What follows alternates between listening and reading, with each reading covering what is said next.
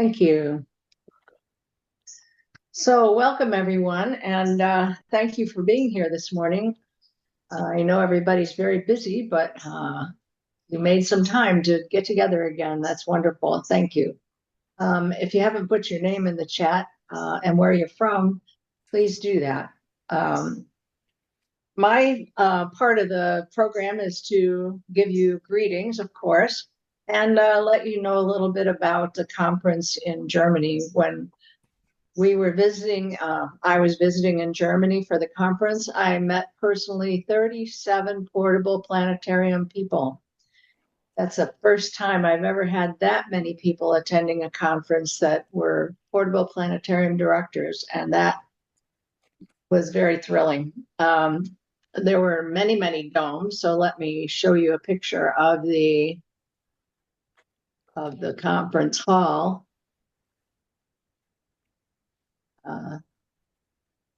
Is it up there, Marco? Okay, good.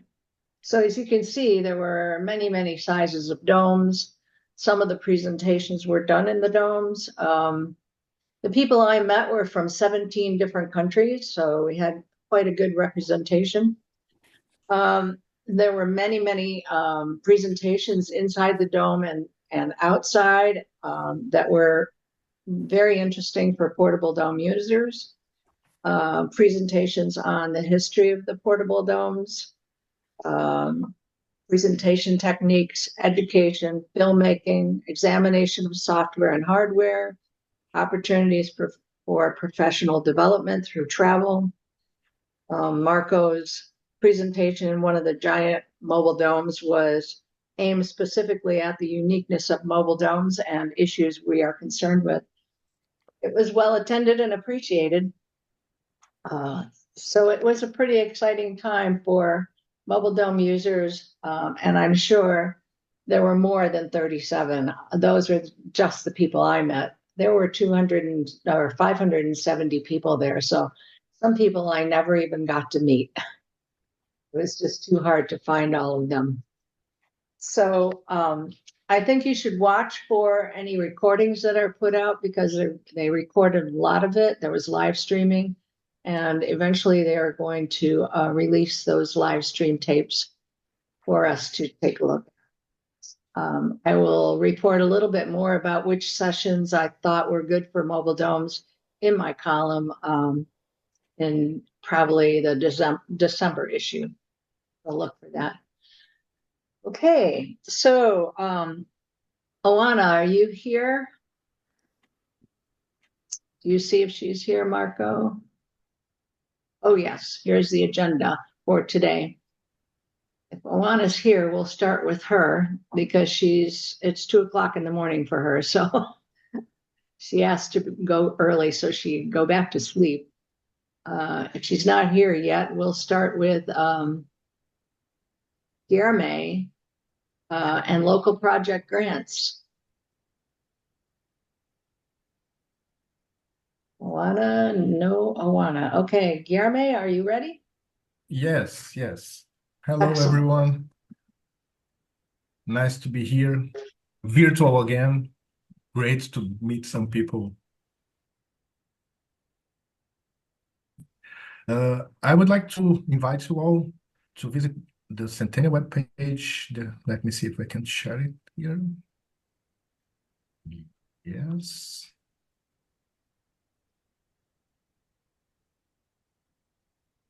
If you visit the Centennial webpage, just scroll down a little bit and you will find new grants to support more local projects. Okay, there you can find all the information to apply for the local projects. That's our second round of local projects. And we are supporting 5 grants of $1,000 and 10 grants of $500 to celebrate May the 7th. So everything you can think about celebrating May the 7th is great for applying for the local projects. Usually, the first round, we have people from mobile getting the planetarium to places that have never visited before, cities that didn't have any chance to visit to see a planetarium before. But you can think anything else is great to celebrate. You need some advertising, okay, marketing, great. You need something that is broken that you want to replace, great. Anything you can think about celebrating May the 7th is great for applying. We have the poster exhibition. Do you want to print one set of the exhibition to take your planetarium to a city with the exhibition? That's great. You just have to visit the webpage, and there's all the instructions over there, and fill just a very simple form telling us what do you want to do in May the 7th with this grant. That's all. I would like to invite you again. If you are not tired of listening this sentence from me, planetarium100.org. So it's in this chat. And what is Please this? visit the webpage. What's the deadline, Guilherme? It's the next 15, August 15. It's really close, but as I showed you, it's a very simple form to tell us what you plan to do in May the 7th and what do you need the money for. Okay. Thank you. Thank you very much. And then any question, I will put my email on the chat. You can write me to ask anything you need. Thank you. Excellent. Thank you so much. Okay, next up we have Lionel Ruiz from France. Would you like to make your presentation about the history of mobile planetariums? Okay, let's go.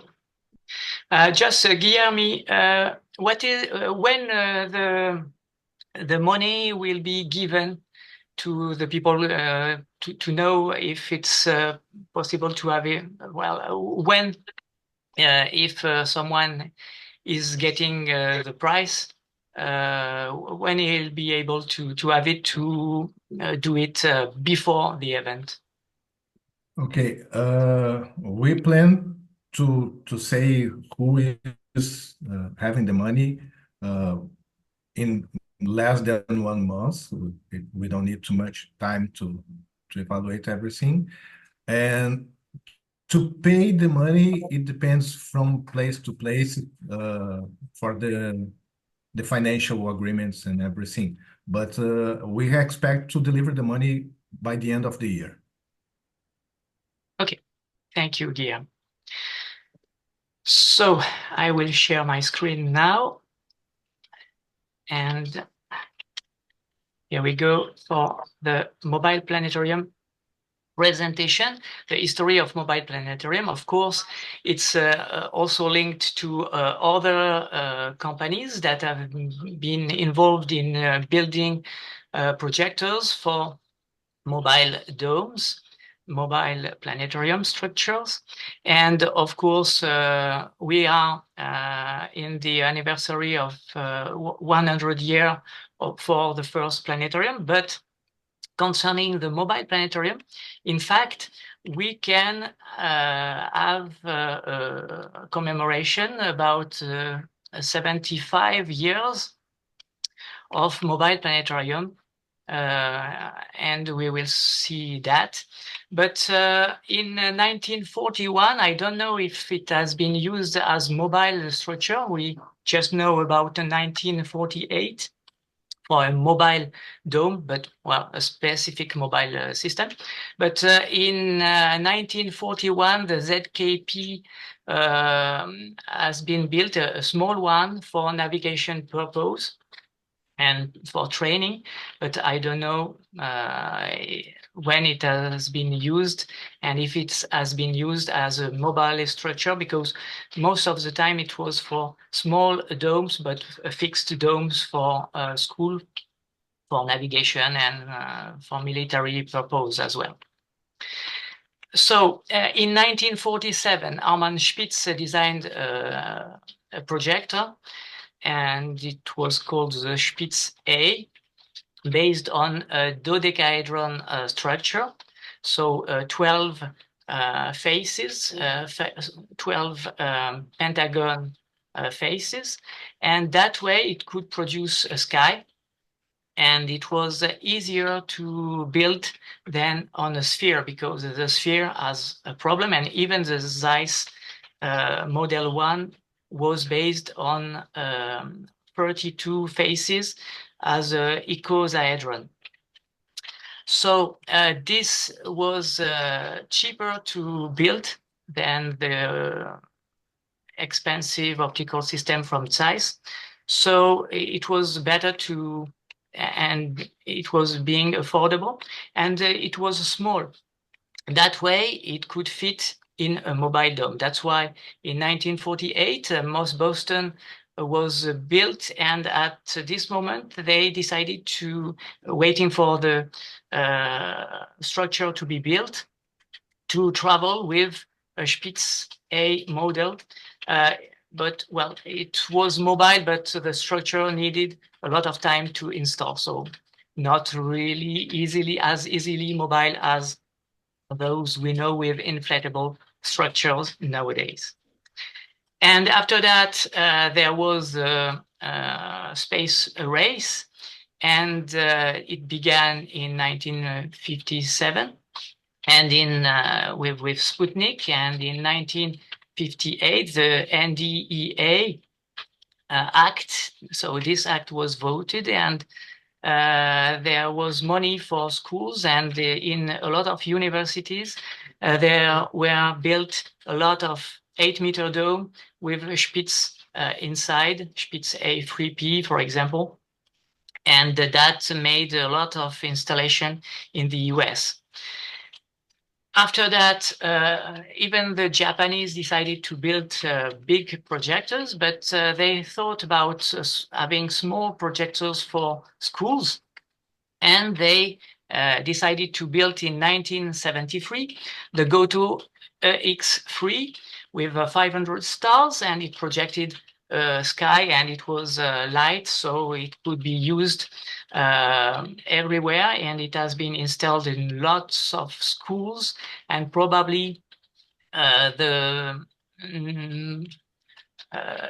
most numerous number of planetarium has been installed involving Goto X3. It's interesting because with the Goto X3 you have mirrors projecting light from the inside and putting an image of the moon, of the sun, of the planets at the right position. You just have to turn, and it was smartly imagined, and it was really useful to have the real position of the planets and the sun and the moon for presentation. They use sort of umbrella of 3 meter in diameter, and that was easy to install and to hang on top of the roof. So after that, they decided to build next, but it was too late, I would say, because the digital era went already at this moment. So I don't talk a lot about, I want to talk about the next. In 1977, in Massachusetts, Learning Technologies invented the Star Lab. It was based on a cylinder, and that way it would project not only stars, because if we change of cylinder, you could use other stories, the mythological sky cultures could be presented that way, and having a great starry sky. The only trouble, I would say, is about those parts you can see around the Star Lab with a tilted view, because it was on the ecliptic that you could put the sun at different positions, not all the positions, but one per month. the position of the sun. Same for the moon, but you could have planets as well, and you could tilt it a little bit to position it at the right position, but it was not perfect to have this kind of stuff, as some people told me. And with the mythic inflatable dome from a Starlab, or where you have to crawl down to enter the dome. So it was funny for little children, but maybe not that funny for old people to enter the structure. And with Starlab projector, there was two type of projectors, because in the end, they decided to replace the lamp by a fiber arc projection with a sort of little fisheye on top that could produce homogeneous light all around the dome, and that would permit to have sharper images with the projection, a better colorful sky because of the brightness of the lamp, and it was very, very smart and ingenious to have this kind of stuff. But it was too late because the digital era were arriving and changing a little bit the things. I have to present also some strange cube that you have here projecting the sky, so with a cubic map. But as you can see, at the base of the cube, you have planets with mirrors like the Goto model. So it was great, but it was some sort of copy between the Goto X3 and copy, as you see with the control panel, that is quite resembling to the Starlab model. The digital era came in 1983, but with something that we can't call a mobile, even if some Digistar SP3 digital system were able to be moved in other places, but it was too heavy to be considered as mobile in the sense we think we use it every day in our mobile inflatable domes, mostly. In France, there was the RSA, RSA and then RSA Cosmos, and now Konica Minolta RSA Cosmos, that made in 1989 the SN88, but for fixed dome, and they made what we call the Cosmodyssey, with projecting the planets the same way they presented in the Goto, but you had the possibility to have more lines with the equator, with the meridian and other stuff, and a better control and a better disk, better sphere. That way, if the sphere is larger, you get a better image with what we call stenope, and that way you get a sharp image of star compared to those with little sphere diameter.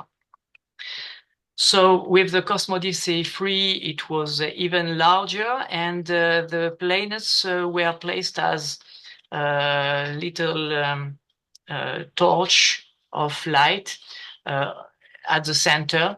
So the two hemispheres were separated, and you had the moon phases and the equator and ecliptic lines that were placed at the center on this system. It was complemented like on the Goto X3 with hand projectors projecting the constellations. Okay, RSA Cosmos decided in 1996 to build what we call the robbing star that could go from town to town, and it's a sort of carriage that has to be dismantled to fit in the width of the road, and then you can have a 5-meter dome once installed, but it was difficult to install because you have to mount all the seats and all the side parts, and it was quite difficult to build. And François Haru is knowing about that because he used it a lot in the past. So, Ola del Cosmos, it's in Spain. It's now called Immersive Adventure. And he decided to do something like the Starlab with a cylinder, but permitting to build stories with other kind of cylinders like the Starlab, but with a smart idea to put the lamp on a stick and having the possibility to move the stick up and down. And that way you could produce really good star map with 25,000 stars projected, but also having things for little children. Like in the way you have this landscape, but if you put the light up, then it's like you're climbing in the sky. You are taking off. You take off from the ground, and then you go to the sky, and you can make appear then constellations or small stars with well, 5 branch stars or planets or other kind of stuff. And that was very good for little children to build stories using this system. And also with specific end projectors that permitted to put slides on the dome and having those kind of stories or constellation figures presented fitting at the right position on the dome. With a fisheye system, you could even project the entire sky, but well, it was no more need because in 2007 there was already the digital era that entered in 1998 with Claude Ganter in Plumeur Baudou and also Goto company. But soon after, in 2003, Digitalis Education provided the Digitarium Alpha with 768 pixels to cover all the dome in diameter. And it provided images that were not pinpoint stars, more big squares than bright and pinpoint stars, but it permitted to do astronomy and not only presenting the stars, but going to explain all the astronomy. And that was great, and with no more limitation then. Digitalis produced now more than 12 projectors, and there are worldwide more than 750 installations. So, and with the dome they provide that is very light and very good to use.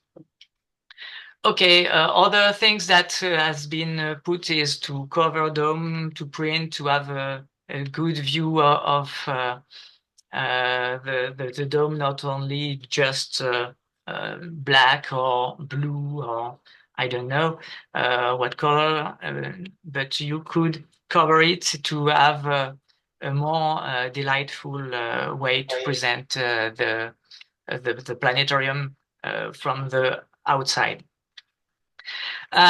Starlab decided to go digital. I don't know exactly the year, but they used Starry Night, and Starry Night was not perfect, I would say, because it was made for desktop use. And at first, I think that digitally system with the remote control was better to use. And in 2003, Paul Burke had the idea to use a quarter of spherical mirror. And that way, with a video projector that put light on to this quarter of spherical mirror, you could produce the light all around the dome, with the big advantage that compared to fisheye image that has some defaults, because here you are losing pixels from the video projector that are not used. Here you have a more intensive use of all or quite all the pixels on the dome. But it has some drawback. Here it's good because the quality, the brightness is good on this side, but on the north, on the back of the dome, it's not that good. And that's why spherical mirror were used mostly to project movies at first. But now with 4K projectors, it could cope more easily with stars, because in the north sky, when you projected the Big Dipper, for example, it was not that perfect, and the quality was not there, and only in France. So for movies, for full dome movies, it was great. The drawback also is that this must be first surface mirror, so covered with first surface aluminium, and that way, if you touch the surface, it will ruin the projection. And that's why you have to put this out from the fingers of the little ones. And there was what they call the Newtonian system, with a mirror that make it more compact for a better use. And as you may know, Discovery Dome and also the Go Dome system as well. I can't talk about mobile systems without talking about Oira Takayuki. And it is Megastar. Megastar is not intended to be used in the mobile dome because it's heavy, of course, but it can project a lot of stars, 1.5 million stars, or even 1.2 gigas, billion stars. But he made also with the Sega Toy company the Home Star, and the Home Star has been made in 2006, and more than 2 million units have been sold. So, well, it's for home use, not for dome use. It's not so professionally speaking interesting, but it has been a huge number of systems sold worldwide. And he also made something that could be portable, but very expensive, even if the number of stars was amazing. And the problem is that the projection is stereographic projection, so the proportion on the constellation is not that perfect. And for this price, it's a shame, but it's very compact and very smart. In 2007, we, with Yves Lumeau and I, decided to build a system with cheap components and permitting to have a digital system at low price. This kind of stuff, this what we call LSS block, is only costing $500 if you put a fisheye on top, a diagonal mirror, and a camera lens here, and putting a video projector. You can have full HD and now 4K. So I mean, when I talk about 4K, it's more 2160 pixels wide in diameter. So it makes a 2K projection, a 2K per 2K projection system. And it's quite affordable to have it, and it's easily mobile. And that way, all or almost all the mobile and small planetariums in France are using our system, because it's open hardware. So you just have to go there to get all the information to build your own optical system. And it's an open software because we are using Spacecrafter, which is a derivation from Stellarium, but more intended to be used in a dome.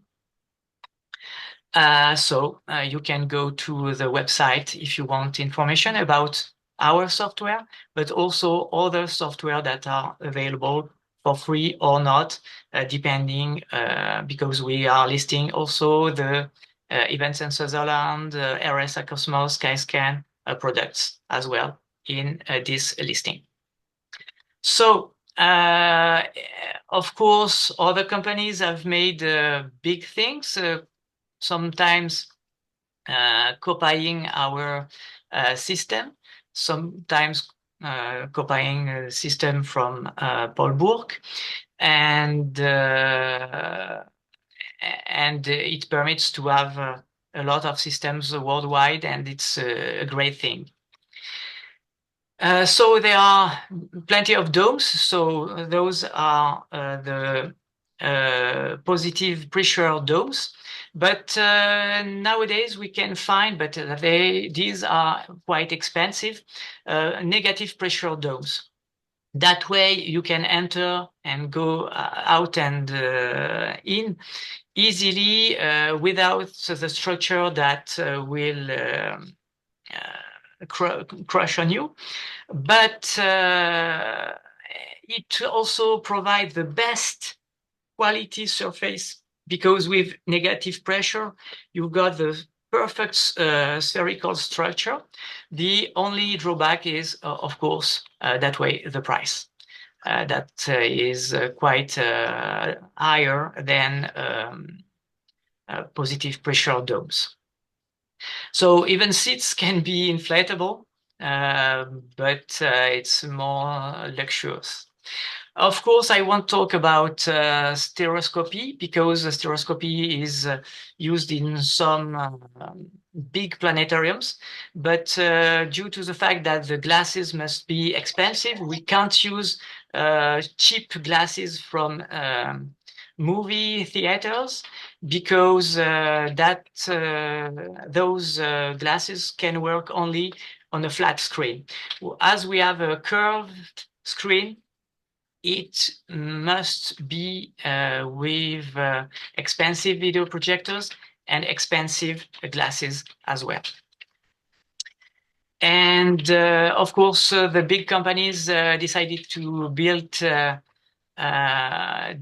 mobile digital system like Skyscan with Zeiss in 2006, Skyscan now with the Definity PD, and Digistar, as I told earlier, and even Konica Minolta with the Media Globe.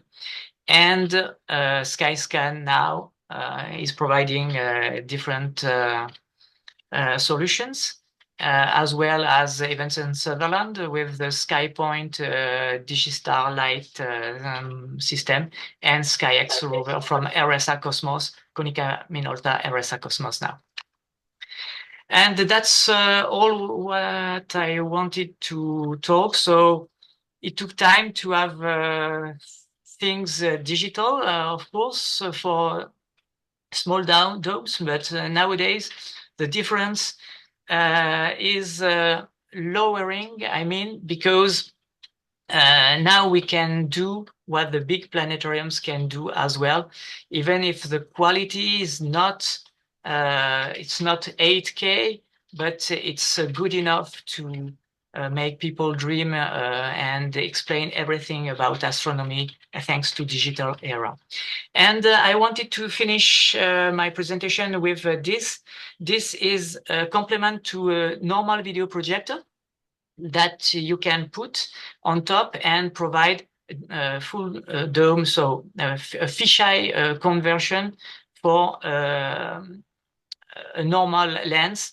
But well, those are quite expensive, but it's a way to search for those. The only trouble, I would say, is that the video projector must be vertical.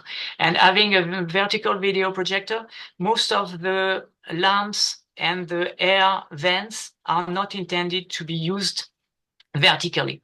So it's better to have them horizontally. But that way, if you put it vertically, there are lamp life shortage to be expected. So, and also the dust will come on top of the projection matrix. And that way you can have a problem of light with gray areas that you have to wipe the dust, because that way vertically all the dust is coming through.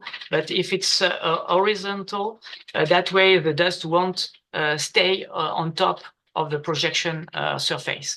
Well, not the projection surface, but the place where the image is built. So thank you for listening. I hope I haven't been too long. That was very good, very good. Thank you. In terms of the Digital Star Lab, they were competing with Digitalis at exactly the same time. So I think they came out almost concurrently, or Star Lab might have even jumped the gun. So I can ask Phil Sadler about that. Excellent, thank you. Are there questions for Lionel?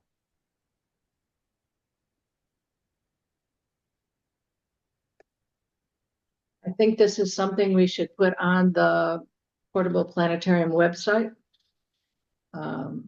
because it's an important history of our equipment. So if you are agreeable to that, you could send me some kind of document. Are you providing a document for the proceedings of the conference? Just a summary, but not all the explanation. And I know a lot more than what I presented, but I don't have the time maybe to put those on the text. Okay. But well, at least the PowerPoint and the video, why not? Okay, that sounds great. Thank you so much. Okay. If you have questions for Lionel, of course, make sure you write to him or put it in the chat and we'll try and answer those questions. Next up.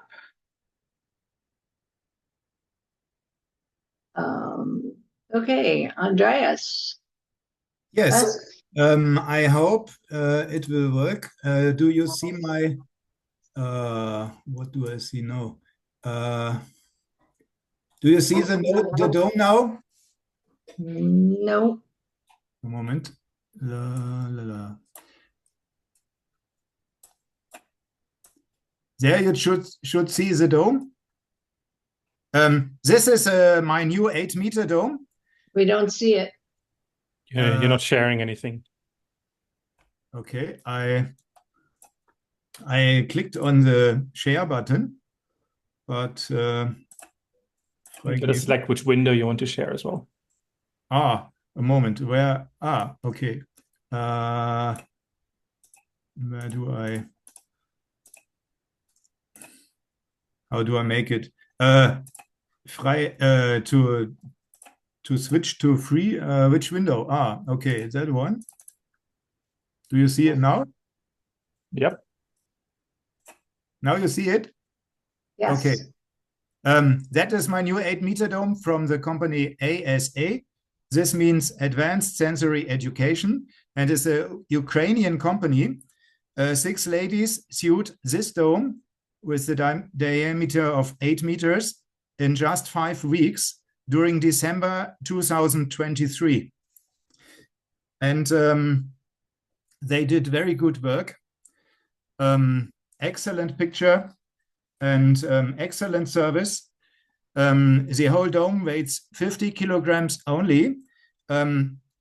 I can at least put it out of the car on my own, and also put it back in the car on my own if I have a small trolley, a small hand cart, which makes the surface a bit more higher. Then I can, on my own, put it in the car and also back. Yeah, excellent picture. No smell from the beginning. German fireproof class B1. That's one of the best fireproof classes in the world. They had a very good service. I was not sure if they would make the delivery.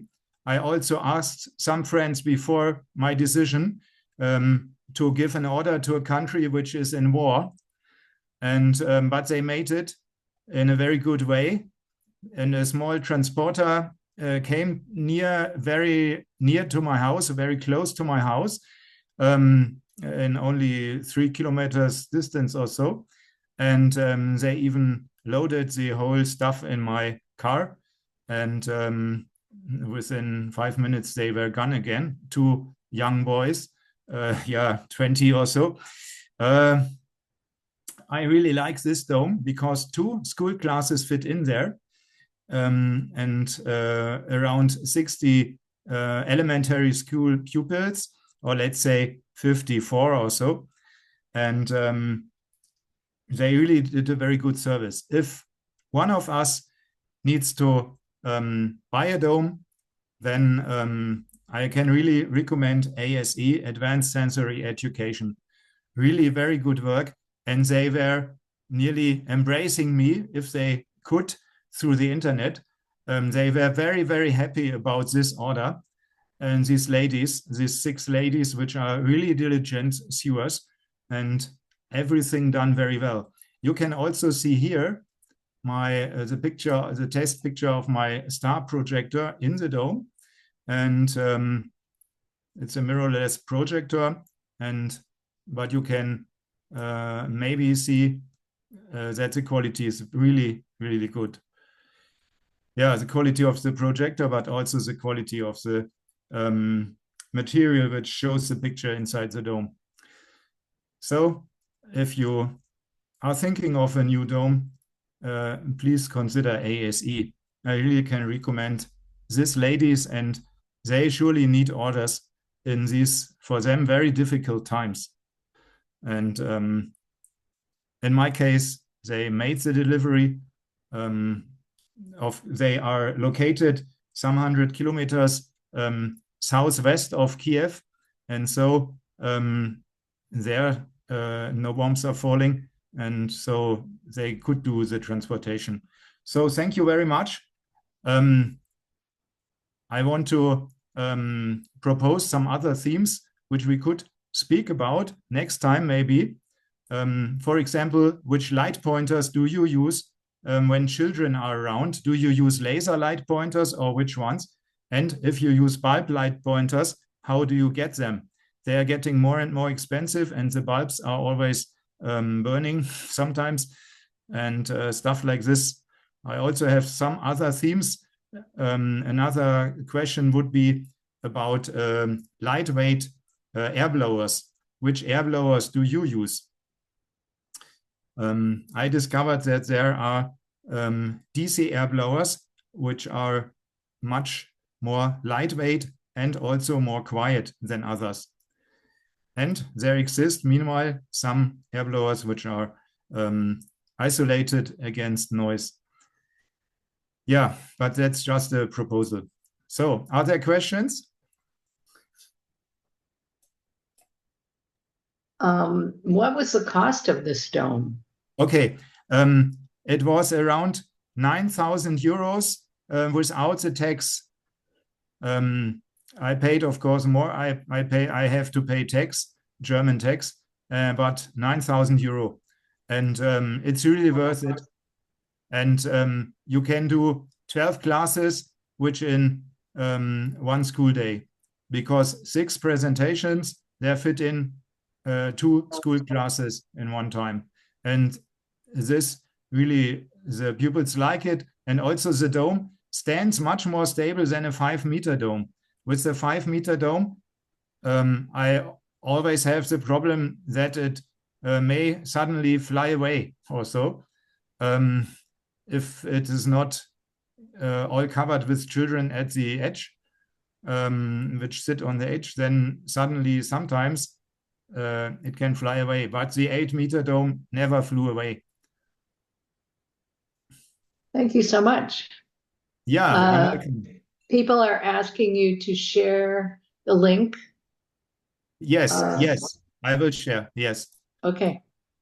Excellent. Thank you so much for bringing that up. And at the Welcome. end, if we have more time, we can talk about the pointers and the fan at the end. Yes. Thank you. Okay. I have a question for Andreas. Yes. Yes. This is a generic dome question. One of the places I was considering going would be assisted living facilities. So there would be a high number of perhaps scooters or people in walkers at least.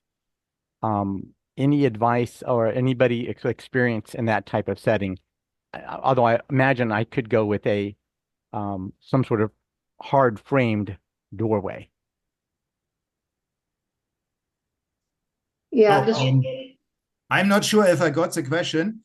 Was it the question of the height of the door, or was it specifically a situation using inflatable domes at a retirement facility or assisted living facilities with many of the residents using walkers? Okay. I had several times now the case that I had handicapped pupils which had wheelchairs. You know what I mean? I don't know if the word is right. Yes. And I just put up the dome. For example, 5 wheelchairs came in, and then I put it on the earth back again, and it was no problem. Yes, And I've read about that. However, we're elderly, they're not as fast. A wheelchair you can just push through. yes. Yeah. I think Discovery Dome has a doorway that will open. If I may, I think I have the exact same dome, the black dome that Lionel showed a while ago. It has an 8-meter, a 7-meter dome, though outside it's 8-meter. It also sits about 50 people with the inflatable couch, and you see in the picture Lionel showed, the entrance is an arch. And I have taken that dome to hospitals, and even hospital beds can be taken inside the dome. It's of course a bit large dome. It's quite heavy. The dome itself, I think it weighs about 80 kilograms. So you need at least 2 people, preferably 3, to drag the dome around. But it works really well for people with disabilities. And well, even hospital beds can be taken inside the dome. Thank you.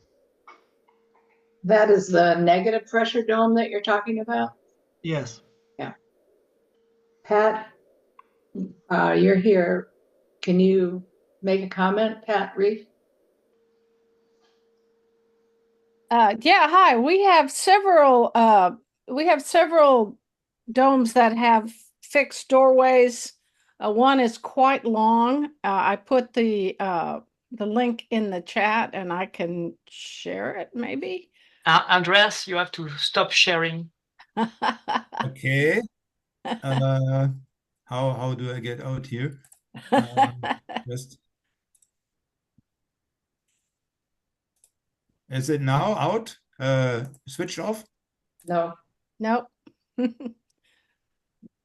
Uh, The host can share and knock him off. There we go. how do I get out here? You did it. You did it. Yeah, I already kicked you out, Andreas. Thank you. Thank you. Thank you. I'm not used to doing presentations. Thank you for your patience. Well, this is one, and to be fair, I don't sell a lot of them. We also have one that's only just the doorway, which is much smaller.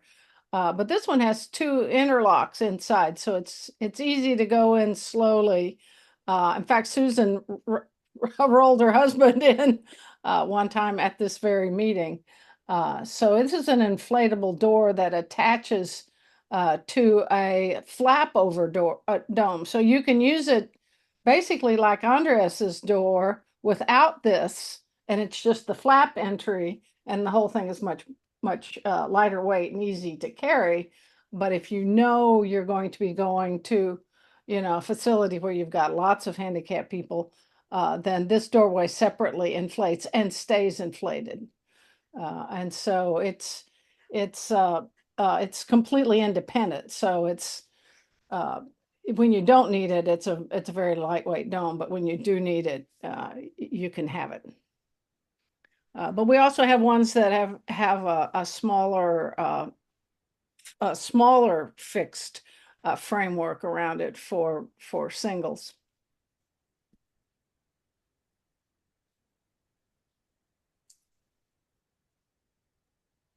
that's great. Thanks.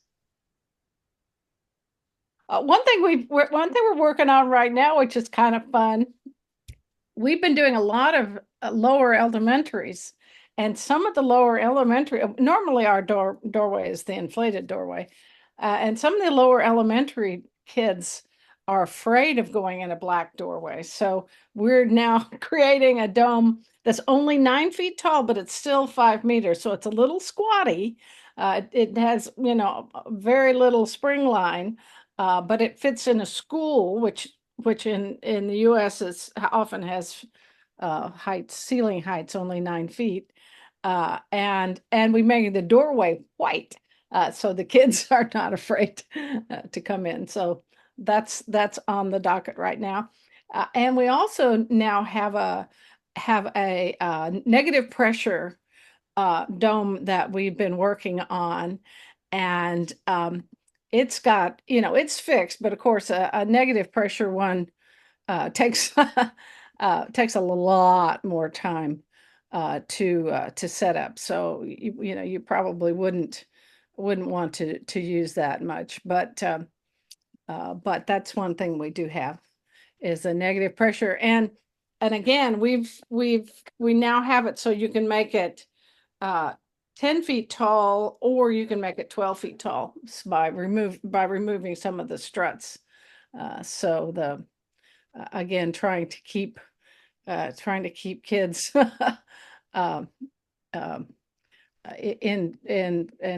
fixed spaces.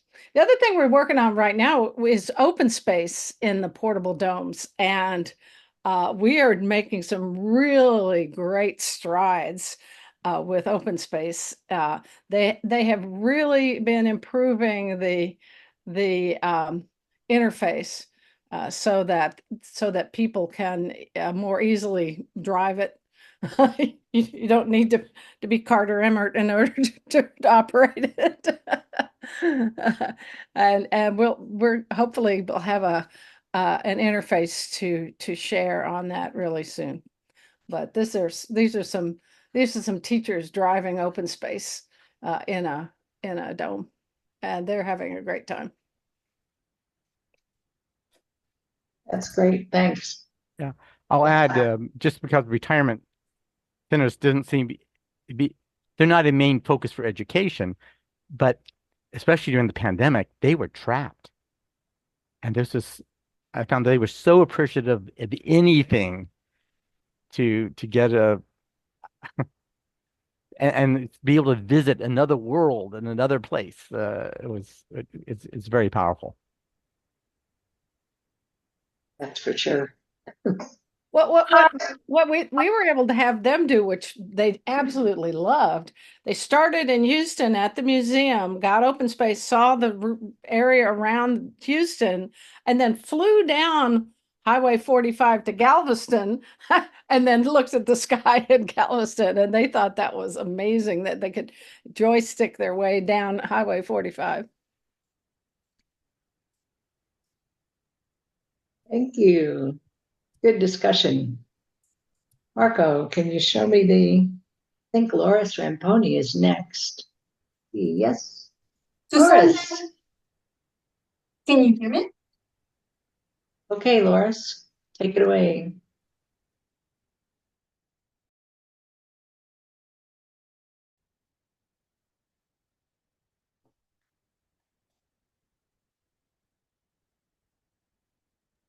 Have to unmute yourself. Okay, There okay, you okay, okay. You listen. Sorry. Hello, everyone. Just a few. I can begin. Yes. Yes. Okay. Okay. Just a few words about anniversary of the next 2 years, 2025, 2026. One is a curiosity because could be that someone remember that half a century ago appearing of the bright Nova Cygni 75.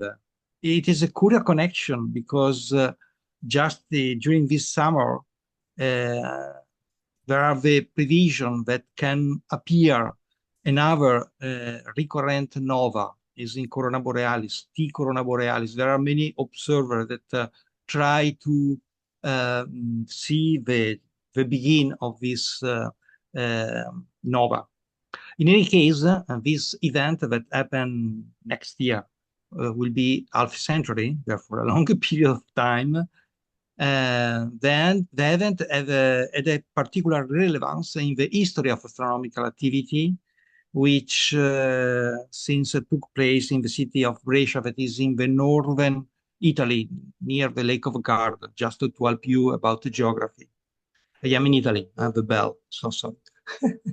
At that time, some young observer living in one of the villages of the border of the city had begun to become passionate about observing the starry sky. At the end of August, they were lucky enough to be among the author of the independent discovery, not so important, of the nova, but too late to got the official discovery assigned to an observer of the Far East, Japan, if I remember correctly. But it mattered a little because that small milestone marked the starting point of a long series of activity in the diffusion of astronomy. For example, the article published in the newspaper about the discovery has been written by the director of the local observatory and offer the occasion to begin the relationship between the young observer and this public institution. I can share with you some link later about some of the main topic of my presentation. 11 years later, this is another anniversary, the city program dedicated to astronomical public activity had grown considerably and was full of ideas, not only of local interest, like the proposal to create the first Italian national association dedicated to planetarium. Therefore, in 1986, the Friend of a Planetarium Association was born always in Brescia, which has since promoted this facility through the country And in 2009, the International Year of Astronomy, if you remember, the association has been transformed in Planet, that is the actual national association that in Italy promoted the diffusion of planetarium, but for a long history that started in the city, Brescia, in 1986. There is a third anniversary, the last, to signal that is in connection with next year, because in 1995, near Brescia in Lumezzane, where exists the Serafino Zan Observatory, has been held the first international meeting of mobile planetarium. This is a curiosity for you. And in the photo that I will share soon, the photo group, among the participants, you can see in the center just Susan. The meeting of Mobile Planetarium continue, and the sixth other edition of the meeting were held in various European locations, France, Strasbourg and Nantes, two French cities, Urbanovo in Slovakia, Porto in Portugal, Chorzów in Poland, Kallio in Finland. On the occasion of 1995 meeting, the first week in Italy took place, and since then, every year, it has offered American planetarists the opportunity to win a trip to Italy. That is not only 1 week, but 2 weeks now. Over the decade, the length of the stay, in fact, in Italy has almost doubled, and this had made it possible to involve a greater number of planetariums. In view of this anniversary, the proposal for a collection of archived documents was launched for the planetarium. Just the idea is an exhibition, for example, of original material or copy material or digital material. This is for local reason, but on the web could be interesting to collect digital material. Among the example of historical document, there are obviously old photo of just the opening of the planetarium. Sometimes there are curious photographs, for example, in the planetarium of Italy in the city of Ravenna. The opening was made without a seat because politicians need to open the planetarium, therefore, also if the seats are not already ready. The flyer with the program of the first event, for example, or in the case of Italy, the first National Day of Planetarium that become of international level, and so on. Therefore, we try to involve also colleagues from our country, but could be interesting also to do the same also with all the colleagues, because it's very easy to publish on the digital format, hold the photo, paper, poster, and so on, in relation with the first experience of your institution, for example, could be interesting. And also, you know, in the calendar published on the last page of the IPS magazine, Planetarium, the calendaria, we begin since the last year, we begin also to indicate the anniversary. Just yesterday, I received from Sean Lash curious images about our own planetarium that celebrate next October the anniversary. Therefore, the idea is to send all this material, to share all this material. I share on the chat some example of link about all that, and I publish for all. Okay.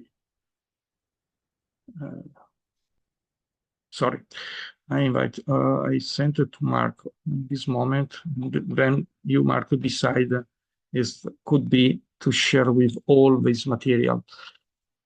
And okay, that's it all. Very simple proposal, just a connection with anniversary. Obviously, this is a period of big important anniversary that is the centennial, obviously. And but could be interesting also to looking for local anniversary. And therefore, this is the idea also to create a small history and also to attract attention also sometimes of the audience with the curious images of the past, because to see material of the past sometimes could be very, very curious. Okay, I finish. Thank you for your attention. Thank you very much. You know, we do need to publicize our planetariums in any way we can, and this is another way that we can tie into the centennial and promote planetariums by our own anniversaries. That's a wonderful idea. And did you put a place? Yes. Okay. You put the links in the chat. Thank you so much. Just to give Loris a little bit of kudos, Loris was awarded the IPS Service Award for his constant and wonderful support of the planetarium community. So thank you again, Loris, and congratulations on that award, highest award that IPS gives. Okay, and the next on our agenda is Dave Weinrich, Astronomy for Peace. What a wonderful title. Excuse me. Thank you, Susan, and good day, everybody. This is a presentation I gave at IPS. I'm going to present a short summary here. Marco was the one that encouraged me to share this, so thank you, Marco. Let me go to my presentation here.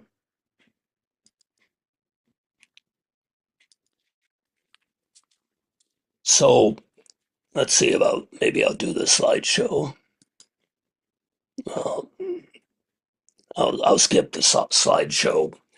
But this is showing the Earth, a very familiar view. We look at the Earth from space, this beautiful blue marble.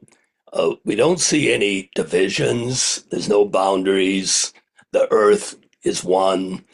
And as we go around the world, in the planetarium field and in other ways too, we begin to see that people are not that much different.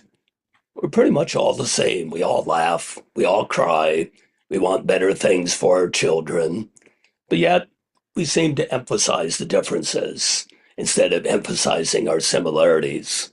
I think that astronomy could be a way in which we can help to bring people together. In 2003, I had the opportunity to go to Sri Lanka on a sabbatical. And while I was there, I met T.C. Samaranayake. And he had an idea of looking at the world and of using astronomy to bring people together. As a result of studying astronomy, they will appreciate the precious gift of humankind.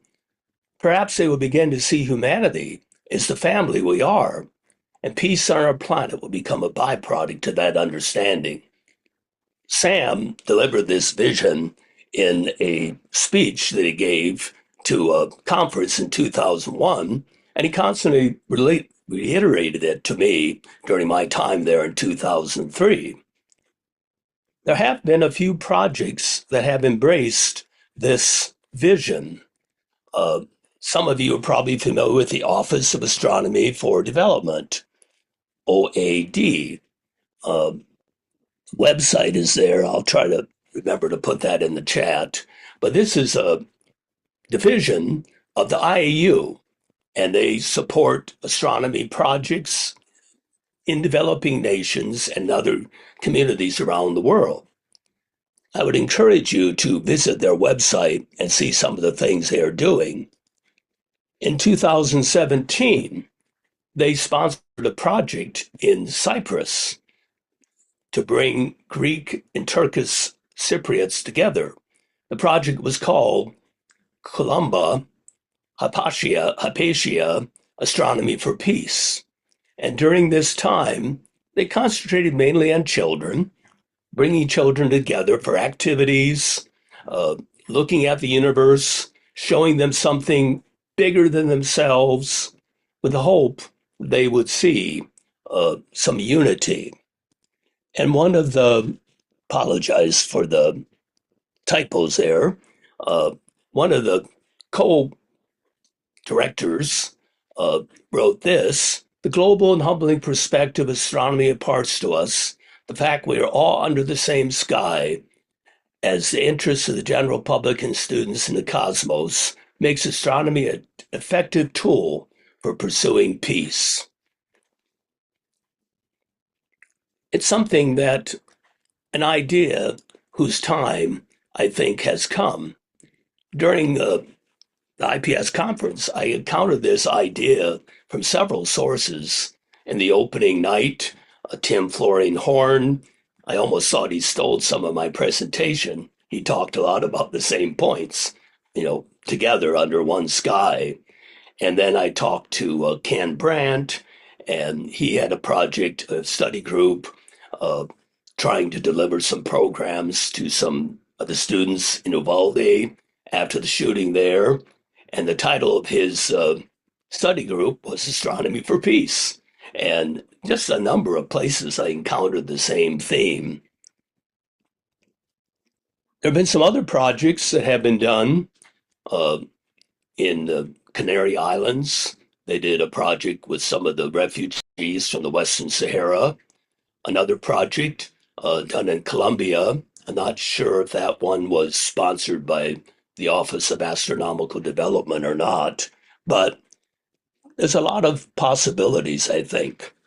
And I'm already in discussion with a number of different groups, including the IPS officers. I can't talk about what we're talking about yet, but it might be something that we can pursue for the future, something that will make a difference in this world of division.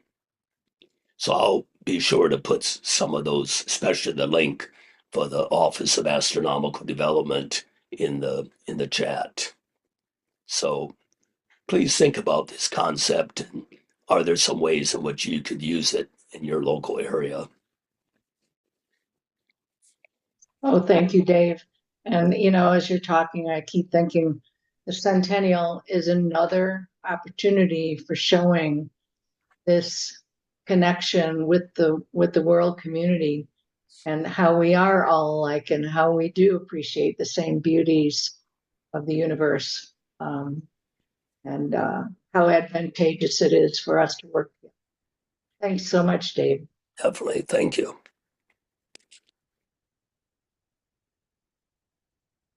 Hey, Marco. We have a music album to highlight today. Francois, take it away. Yes, thank you very much for authorizing me. Dave, have the same voice of Arthur C. Clarke. Yes. Beautiful voice. Alors, sorry, my English is not perfect. Alors,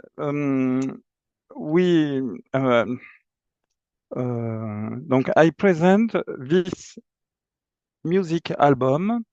This project appears on the website Planetarium Centennial. Donc this album have 70 songs instrumental only, with synthesizer, with 3 musicians: Laurent Siebert, Sequential Agenda, Emmanuel Kenville, and Jean-Luc Briançon, 3 French musicians. Synthesizer.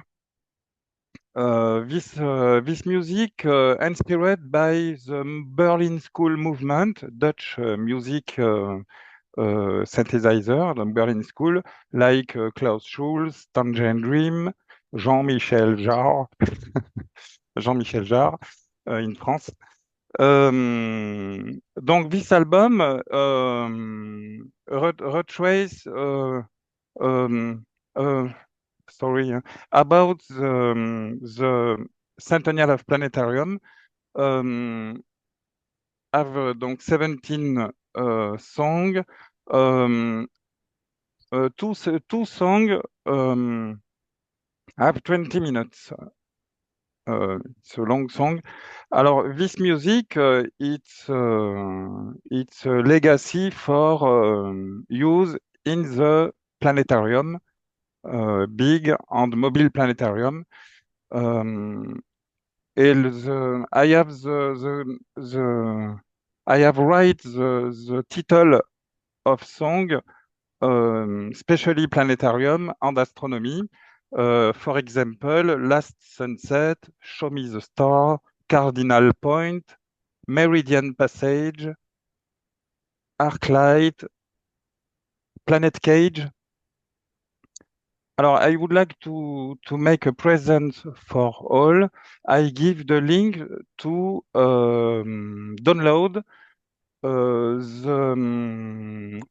song is not in the album, but the song rassembling 7 extracts. This song is named From Gaia. I give the link on the chat for download and use free in your show Planetarium. This album is available on the website Bandcamp. I give the link on the chat.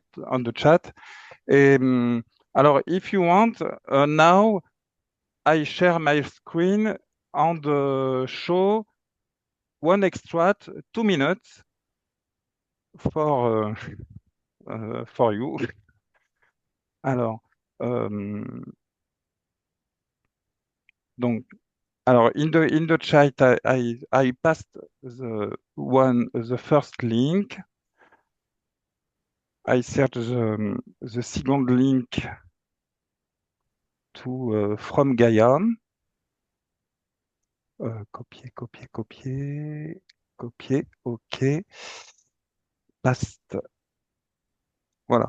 Alors, this link to download a piece, a song, instrumental song from Gaia for you, free, in my cloud, personal cloud. Alors, I share the screen with audio, if possible. Voilà. Alors, audio, partager l'audio. OK. Enjoy.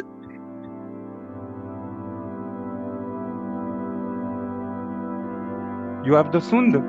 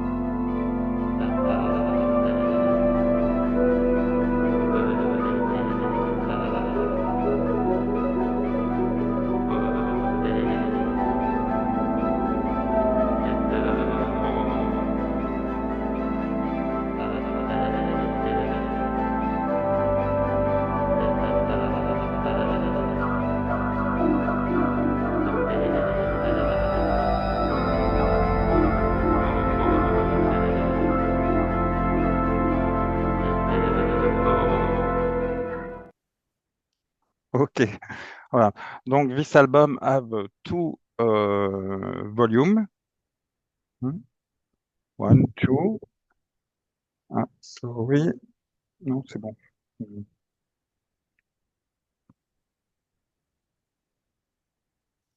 Voilà, ok. Alors, this album is available in the link Bandcamp in MP3 or physical to sending. Voilà. Thank you again. I have finished. Wonderful. Now I'm trying to understand. You are giving us a free recording of a section of this album. Sorry, wait. I've up. Sorry, I have the. Voilà. I have a music in my earphone. Voilà. Sorry. Okay. What title are you allowing us to have for free? What part of the album? Alors, the title I give in the link is not in the album. Oh, okay. But this title contain 7 extract of the album. Oh, wonderful. This title is from Gaia, but have 7 extract in this album. The song I've listed now is Planet Cage. Okay. Yes. I enjoyed that very much. Thank you for sharing. Thank you.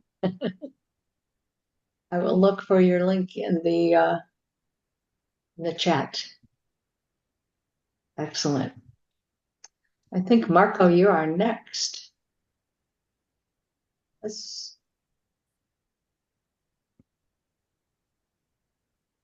Any questions or comments before we move on? Okay. Hi,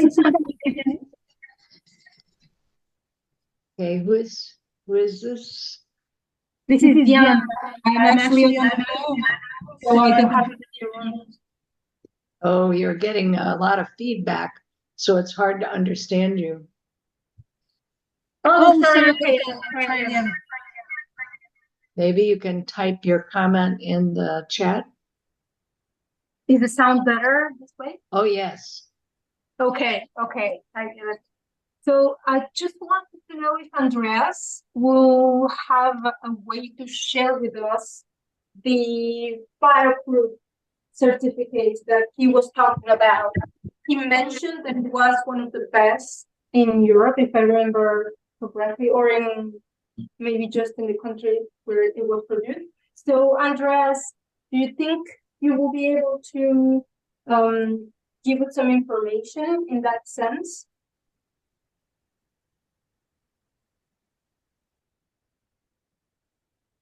Andreas, you have to unmute your microphone. Sorry, I did not understand your question. Thank you for the hint, Lionel. Thing about the fire and certification from Germany. You said it was one of the highest standards to ensure against fire, and she's asking about that certification, and I'm not sure what else. Yes, okay. That's it. The name of the certification is this special fireproof class. It has only 2 digits. It is B1. B1 is the highest fire certification class in Germany.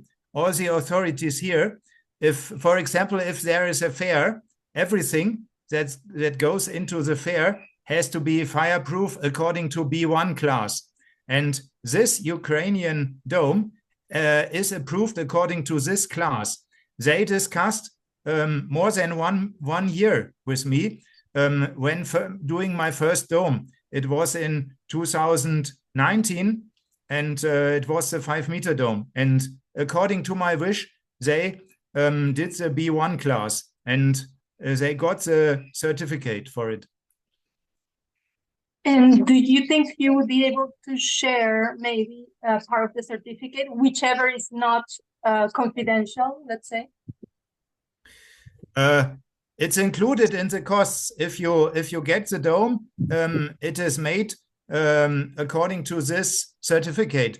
Because I never needed the certificate, I have it somewhere in my files, but at the moment I don't have it available.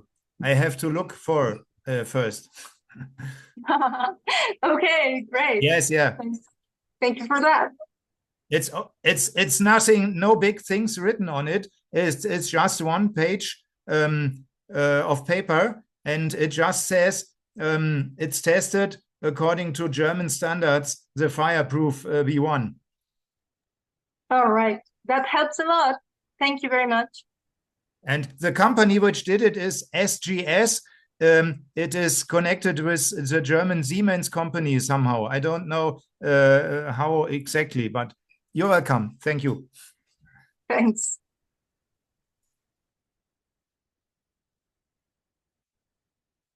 Okay, so there was some concerns about the music link, and it's now posted in the chat. Thank you. Hey, Marco. Well, thank you. Good day, everybody. I'm going to talk about a couple of topics that derived from the meeting, from the IPS meeting in Berlin. And of course, I'm going to share something here.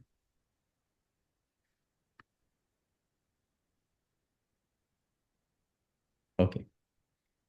So one of the main topics that we were discussing about is the celebrations of the centennial, but now we come to the closing celebrations that are going to happen on May 7th next year.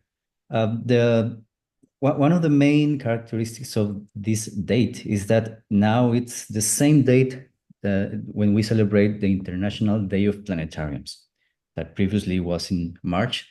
Now we use this date from now on, and doing some event with our planetariums is kind of similar to the way we did the International Day of Planetariums. In which way? We choose to save that date to make a special event, not just like being randomly at any school, but we choose where and which people we are going to invite to this special event. And that way we have more controlled the ambience, the internet connection, and everything that we may need for a special celebration that day. So the question that we were discussing was, how do we get the mobiles also to be there? With one way is we choose the day and the place and the people. And they were talking about what is going to happen. Last year, 2023, yes, the opening ceremonies was in Jena and in Munich and shared with the world. The idea now is the celebration to happen like everywhere around the world.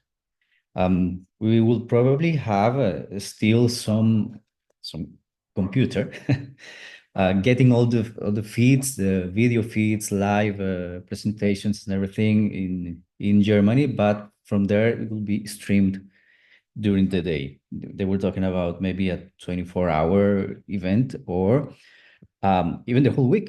Why not? That depends on our availability, because it's May 7th, I think it's a Wednesday, and it may be easier for you to do this event on Saturday or Sunday during the week.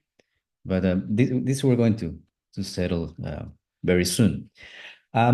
Also doing live transmissions. They want even us, the mobile planetariums, to be able to stream live. Normal video is one of the suggestions, so it will be easier for everyone. But also they're going to try to stream some full dome, maybe on YouTube or with a private link that we can just put into our projectors and have something streamed to us, to our mobiles.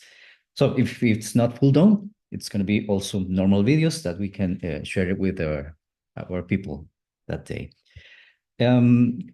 And for the opening celebration, they had produced a trailer for the centennial, which in our case here in Costa Rica, we still use it. We always have it around because many times we have some minutes with our group of students and they want to see something else, has to be short. So 3-4 minutes for the centennial trailer, it has proved to be useful and they like it. So the suggestion for next year's celebration is to also have an offline video, a full dome and normal video that we can also use during the celebration. So if there's no good connection or anything, we still have something to start with. And then we add our own programs or whatever we want to do that day.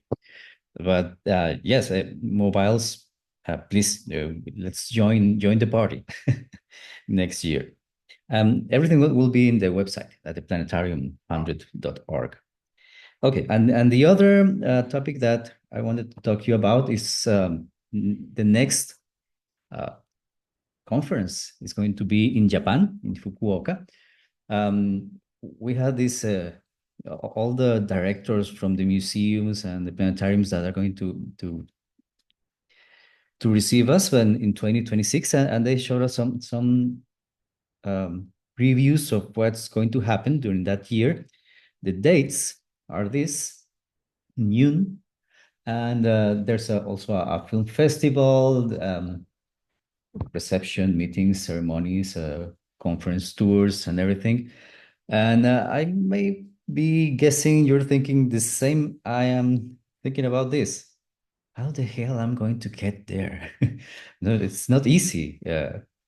Even for us as a family business, going this year to Germany, that was just impossible some months ago. But we just put together several resources and everything, and then we finally could go. I went with my daughter, and it was a great experience. And I have to thank her because it was because of her birthday I could get to the conference. So just think creatively of how we're going to do this. Getting to Japan, I have no idea, but let's make the effort and have a positive attitude, and many of us will sure be there.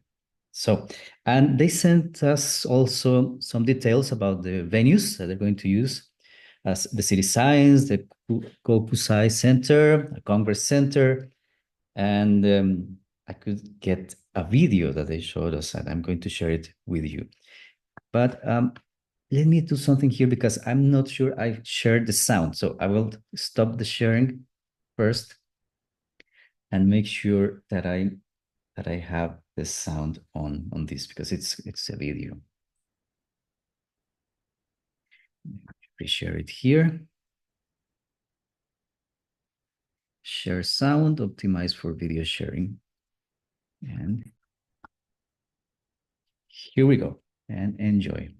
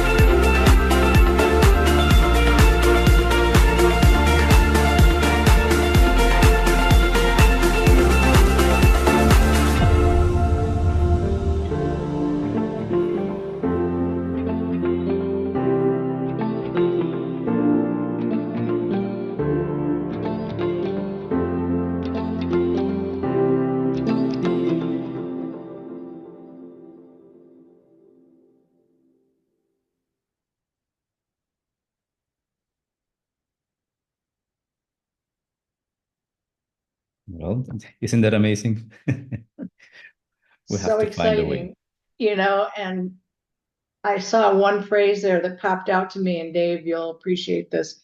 One person, one flower. My parents always taught me that I was a flower in the garden of humanity, that we're all flowers in the garden of humanity, one or leaves on a tree. So that whole idea of connecting people, if you have not been to an international meeting, you must attend an international meeting, because your feeling as a citizen of the world will flower. It's just an amazing experience. And Marco is going to do whatever he has to do to get there, I know. Yeah, And especially so am because I. my other daughter is turning 15 in 2026. So Oh. we Another have trip. one more topic, Susan, that we may talk about here is about the exchange programs, because I have good news for the week with the GDP going to Germany. Oh, yes, good. They accepted 2 people to go to the with the GDP next year, 2025. One of them is going to Planetarium Hamburg. They're going to be the host, Bjorn. He accepted. And he also told me there's another one going to Switzerland. I don't know exactly where in Switzerland, but then we have 2 opportunities to go to Germany and Switzerland next year. So please participate. I think the deadline is by December, I think. December 31st. Yes, to send your applications. It's really a great thing. So Same thing also for the United States. There's two places open for applications. So, and the deadline is the same, December 31st. And next year, make sure you apply for the week in Italy. You have, it's just an amazing experience also. All of these international exchanges, again, help people to understand each other at a very basic level and know that we're all the same around the world. So those are wonderful programs. Make sure you check into that. I know that some of you have to leave because it's late, but I wanted to let you know that we've decided on January 18 for the next meeting. Same time, it's a Saturday, January 18, 2025. They say if you build it, they will come. So hopefully we were going to do December, but December is such a very busy month for everyone, and we thought a couple of weeks after the holidays might be good for everyone.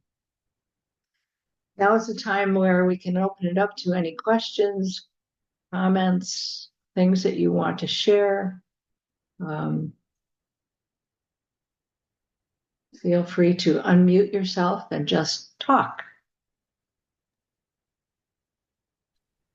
I will put on the chat something, the 2 links for the 2 shows existing about the 100 year of Planetarium.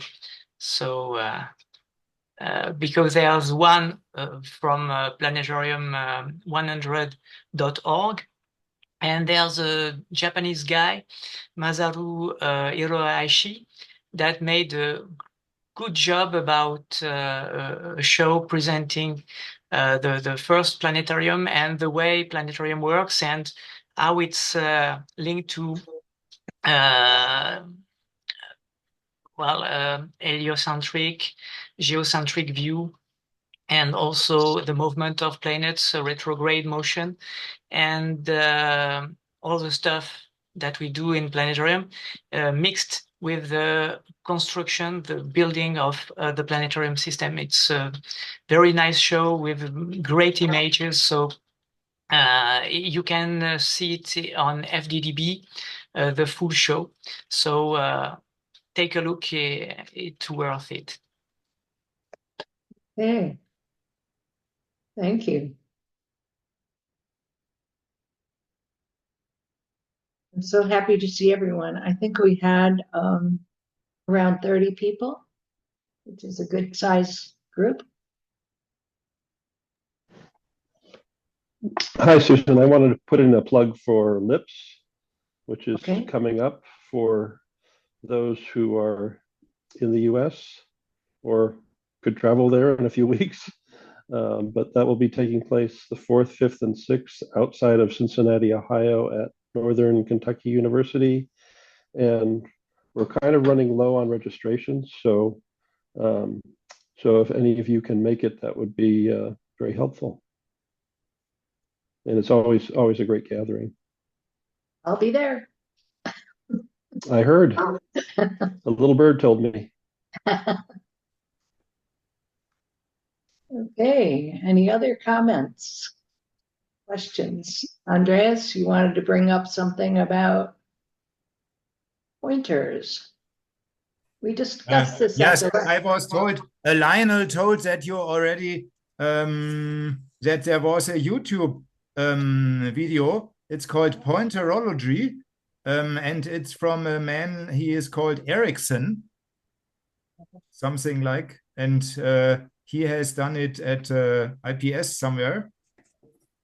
I didn't look at it, I just wrote down a note. Yes, it was But- on a PPA meeting, online session that John Hendrickson's presented his the several stages in development of the perfect pointer. It's a nice video. Oh, good. Okay, yeah, I discover that the pointers always after several weeks do not work anymore. So I always have to buy new pointers, and this is a big amount of money. I don't want to use laser pointers, which would be more durable, because if children have laser pointers, they will draw into other eyes. Yeah. I did get one from Digitalis, but they are very expensive. I think it was $125. But it's nice, and I'm using it for seniors, and seniors do the same thing as children. Because Oh no. so you really have to be very careful with them, and they're sitting in chairs, so their eyes are all at the same level, you know. So that's why I got one. Anything else? Loris, you want? Yes, a very short curiosity about today, that is 10 August, is the most popular astronomical day in Italy, but it's very similar also in France. But in Italy, it's the most popular. That means that during this night also is not the maximum of perceived meteor shower. All the people organize evening, mainly for not astronomical reason, like wine, gastronomy, and so on. But in any case, it's a very huge tradition. Also, if you don't open your planetarium, or better, your observatory, a lot of people come, in any case, to see, to imagine, to see something also. And it's very curious. But also for France, is close to the most popular event, astronomical event. Therefore, just a curiosity, because 10 August.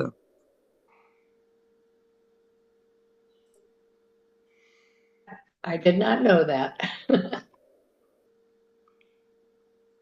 Okay. Well, it's been wonderful again to see everyone, and thank you all for sharing. If you have something to share at the next meeting, think about that, and we'll see you again in January.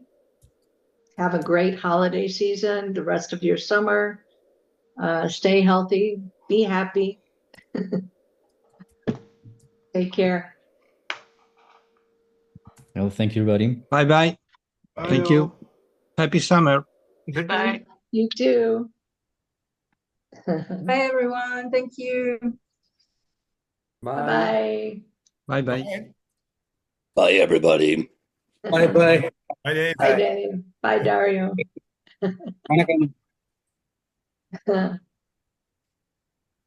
Star Vision, yes. All these people, wonderful. Thank you. Okay. I'll stop the recording right now.